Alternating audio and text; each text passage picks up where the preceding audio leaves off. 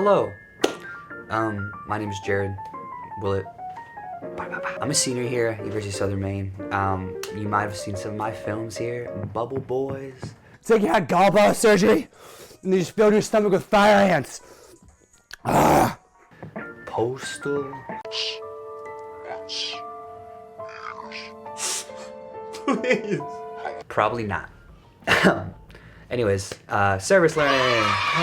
My project is the history of the Mayo Street Arts organization. I didn't know what to do for my service learning project, if I'm being completely honest. We had a meeting in the beginning of the semester to talk about our projects and the organization we're going to work with, or we wanted to work with.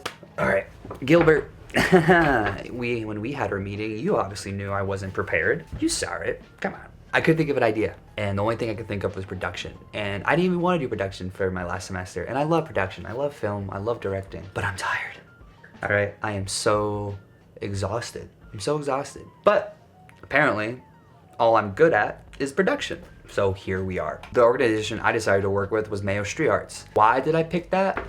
Because I went on the website and I looked for an organization that had something to do with art, and the name was Mayo Street Arts. I could only think of turkey sandwiches when I saw that. And I was hungry, so I picked it. But I'm glad I did, because I met some wonderful people there, all right? Anyways, I have a cat now. Don't worry about it. I picked Mayo Street Arts, and I am very glad that I did. So, without further ado. Welcome to the documentary, people.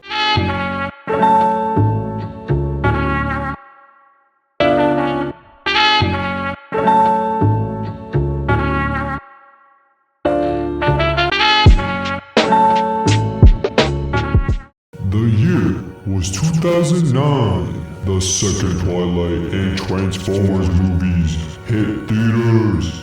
Bootcut jeans with the kitten heels were in, and tattooed t-shirts were out, and Lady Gaga was rocking the charts. And also at this time, in a small little city in New England. In the city of Portland, Maine, artists Blainer McGough and Brian Arlett had an interest in creating a space for music, art, and theater. They were all like, "Yo, Brian, I love art, music, and theater. Don't you?" Heck yeah, I do. I wish there was a place where we could combine all three. I have an idea.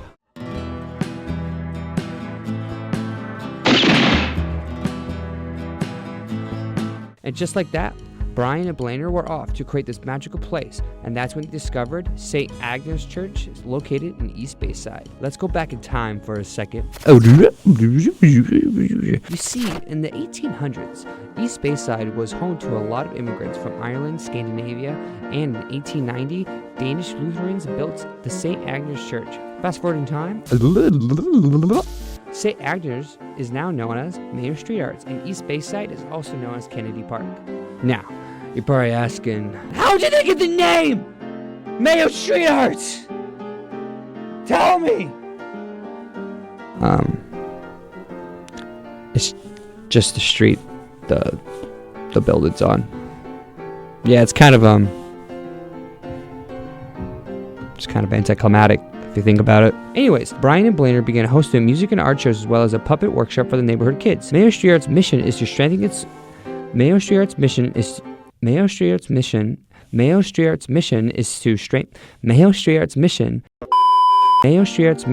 to strengthen its neighborhood and community by providing a haven for the arts that is vibrant, safe, and inspiring, and to engage the use of diverse cultural communities and robust participation in the visual, performing, and literary arts. Today, Mayo Street Arts serves East Bayside and Greater Portland through a yearly schedule of music, theater, puppetry, dance, and visual arts. It hosts a regular international open mic that draws multicultural performers from the neighborhood and is a venue where immigrant artists and neighbors feel a strong connection. Hello. That was the coolest of intros, right? Anyways, this part of the documentary, we're going to be talking to the workers of Mayo Street Arts. Because who knows Mayo Street Arts better than the people that work there? The people that deal with the communities, the people that help the students that go there, the people that make sure the lights are running, the people that run Mayo Street Arts smoothly. So, here they are.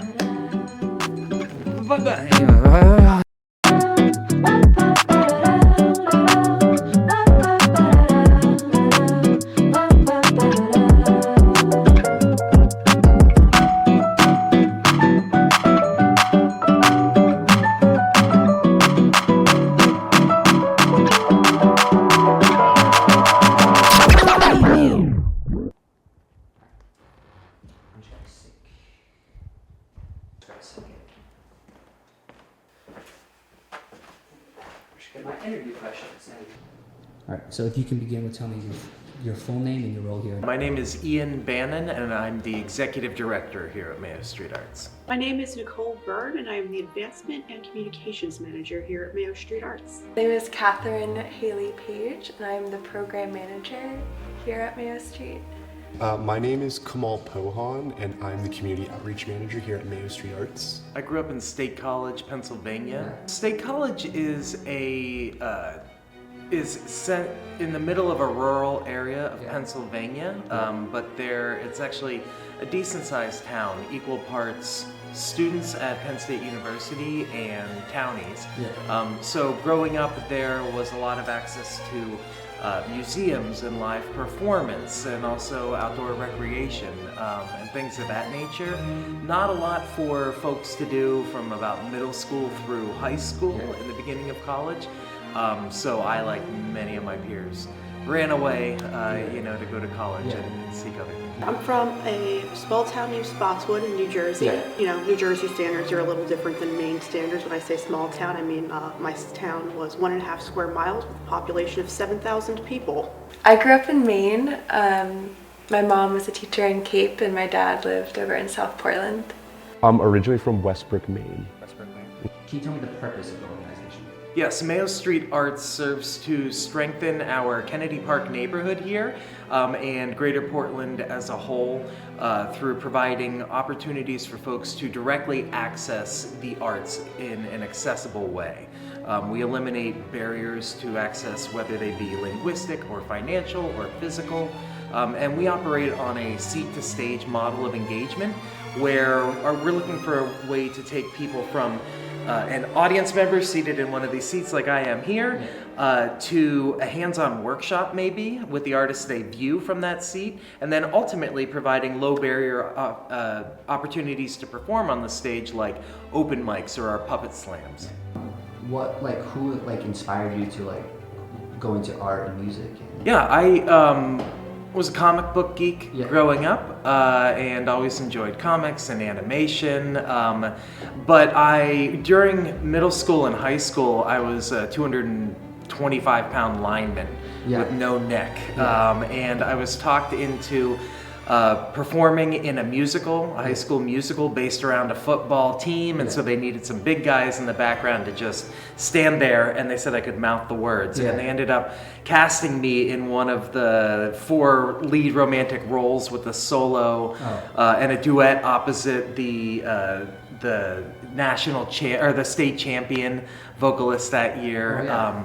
All of that was petrifying and ultimately really gratifying, and so I started to split my time between football and theater.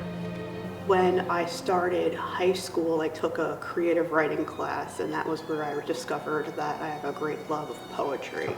And that's been my creative through line since. I feel as though I've always made art. It was something that I was really drawn to as a child. Vivid imagination, I suppose.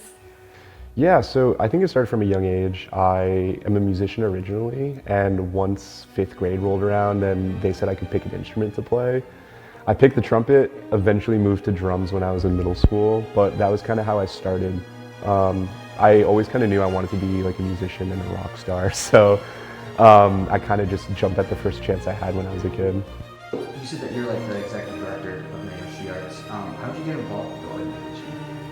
Well, Mayo Street Arts was founded in 2009, and the founders, Blainer and Brian, were puppeteers and amongst other disciplines. And being a puppeteer myself, ever since it opened, Mayo Street Arts has kind of been a creative home as an audience member, as a teacher, as a performer, and just finding like-minded individuals. Very first time I went to Mayo Street Arts was back in 2016 while I was just visiting Portland, Maine for a school break.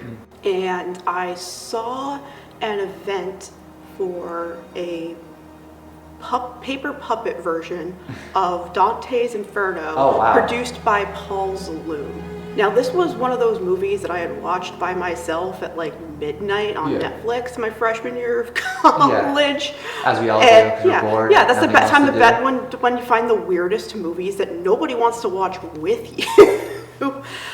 And I had not realized that like anyone else knew that movie. Like I had never met anyone else that knew what that movie was. So as soon as I saw that it was showing here, You're like, I'm going. I was like, I have to, I'm going to take my partner. We're going to go to this. We're going to find this weird little theater that like we've never heard of before. Yeah. Like where is even Mayo Street? Yeah, where's Mayo Street? isn't that a residential neighborhood? And so we walked into this place, and I've been coming back since. A question I get asked a lot is poetry. How does that translate into marketing? Words. Yeah, of course, yeah. And what I always tell people is just like, well, one of the main goals of poetry is using words, the fewest words possible, to convey a specific idea or emotion or some conflation of them, and that's kind of the same zeitgeist behind marketing, because you're trying to get people to feel a certain way about something, and language is my medium for that. Drawn to Mayo Street for the puppetry initially, and I saw there was a job opening and was really excited to apply. I think a community and neighborhood focused arts center was something that I was really drawn to. Yeah, so I actually applied for this job. I'd heard of Mayo Street in the past, but I was really, really impressed with how much community work that they were centering and everything that they were doing. And East End's such a wonderful community. There's so many different kinds of people all over the world here. And so when I applied for the job, I knew that it was where I wanted to go and where I wanted to be. And I knew that I would meet a ton of people that were similar-minded to me, all in the same neighborhood. So, what would you say the demographic of people, like age range, that come in here are? Yeah, well, the students that we serve are principally between kindergarten and, let's say, 7th grade, anywhere from 5 to 12 in that range, though we don't draw hard distinctions, again, because we're trying to eliminate barriers to access. In terms of our other audiences, they skew a little bit older, a little bit whiter, a little more affluent, as traditional Western performance viewing audiences do. But we are able to really break that through our community engagement. For example, our Puppeteers Happy Hour community ranges in age from elementary school through people in their 80s. We reach people from York up to Bangor and everywhere in between, serving non-binary, indigenous, and any number of other marginalized populations as a part of that community. We want to do for Mayo Arts that hasn't been done yet. I would love to do a giant carnival of some sort with carnival games and artists and performances. The thing that jumps to mind would be building out artist quarters, like lodging for visiting artists. That's definitely a barrier we face here at Mayo Street Arts, and I know it's also a barrier that a lot of other artist organizations and venues face, is that it's no secret that lodging in Portland can be a little pricey, and a lot of the working artists that we invite are already like paying their bills on the fly with the money that they get on the road. And being able to have some like a place to stay, like just just a place to sleep, a place to stay, would do a lot in our ability to host artists from all over the place. And being able to share that with other venues and support the artistic activity and excellence in Portland in general, I think would be a great boon. I'd really like to get some kind of open jam going. I know we have a lot of really cool musicians and a lot of really cool artists in this neighborhood that are looking for opportunities to play, and that can be hard to find sometimes in Portland. So having a spot where people can come and jam and hang out, and more importantly meet other like-minded people, I think would be super cool and super important. If we're talking specifically about the youth, given the drop-in nature of our after-school programs, building to something like a play over time or a dance performance that's rehearsed again and again isn't really within our grasp at this time. But moving forward, I would love to figure out some kind of showcase that did make sense with the experience that the students are having, particularly so that their parents, whom we don't often see, have a reason to come in. To share food around a potluck or something that we cater, to watch their students on stage, and to really celebrate the work that they're doing. And in that way, demonstrate to those parents the value of this programming for their students so that we can in turn build relationships with the students' families in addition to them directly.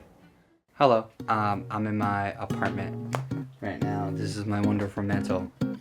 That's the champion because I'm the editing god. For this part of the documentary, I wanted to show some of the performances that are held at Mayo Street Arts. Now, when I sat down with Ian, the original plan was to shoot Larry and Joe, and then on the opposite side, we were gonna shoot the puppet show. Now, because Maine's weather is so unpredictable, we had to scrap it.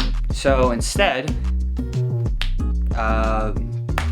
enjoy this footage of my cat.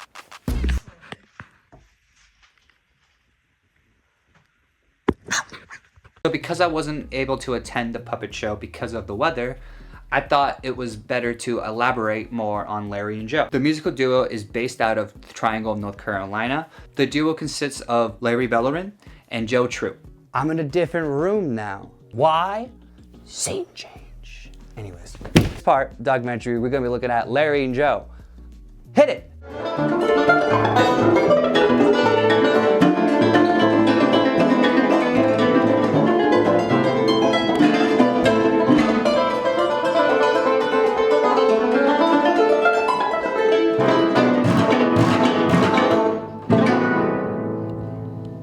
Larry and Joe make Venezuelan mixed with Appalachian folk music, and it's insane. It's insane to hear. Now, the day of the concert at Mayo Street Arts, Larry and Joe, before the concert, decided to have a workshop for the local artists around East Bayside. Now, I was a little late to get there. Not my fault. It is not my fault. There was a dragon. He was in my way. I had to slay the dragon, but no one calls me a hero. No one says that, all right? Not a thank you from the mayor, not a letter from the president, nothing. And look, listen. I'm okay with that. I'm okay with that. However, I don't want any sass for being a little late, all right? So for all you viewers watching that are giving me stuff,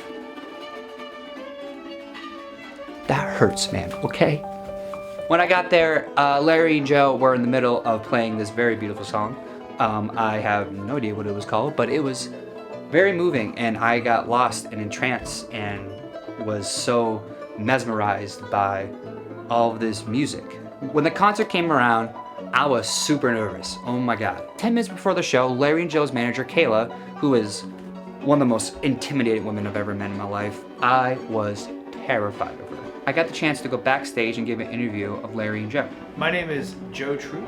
Yo soy Larry Bellorín. And what made you guys get into making this type of music? Creo que teníamos un talento que traíamos de nacimiento, que nos hizo tomar el camino del arte más bonito que existe, la música. I would echo what he says. I think that it kind of, the path chooses you more than you choose the path. We both kind of knew at a very young age, we don't want to work into something else, it just had to be music.